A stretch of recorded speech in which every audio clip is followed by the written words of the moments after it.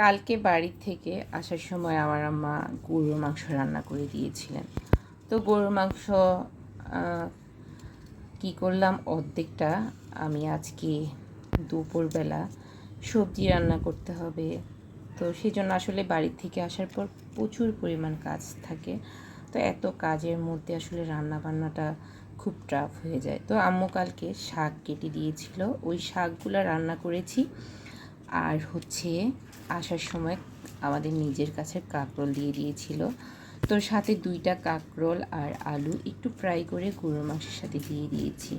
তো কাঁকরোলটা আসলে আমাদের চাঁদপুরের দিকে কেউ খায় কি না আমি জানি না, আমরা কিন্তু মাংসের সাথে খেত না। তো আমি যখন আমার বিয়ে হয়েছে তো কুমিল্লাতে, তো ওইখানে আমার মামি শাশুড়ি, আমার শাশুড়িরা কাঁকরোল মুরগির মাংসের সাথে গরুর মাংসের সাথে বড় বড় করে চাকা চাকা করে, এই যে দেখতে পাচ্ছেন কি না জানি না, আলুর মতনই দেখা যাচ্ছে, একটু তেলে ভেজে গরুর মাংসের সাথে বা মুরগির সাথে দিয়ে খায়। তো আমি যখন খেয়ে দেখলাম আসলে ভালোই লেগেছে। তো সেই জন্য এখন মাঝে মধ্যে আমিও রান্না করি। আপনারা যদি না খেয়ে থাকেন তাহলে রান্না করে খেয়ে দেখবেন আসলে কতটা মজা। আল্লাহ হাফেজ।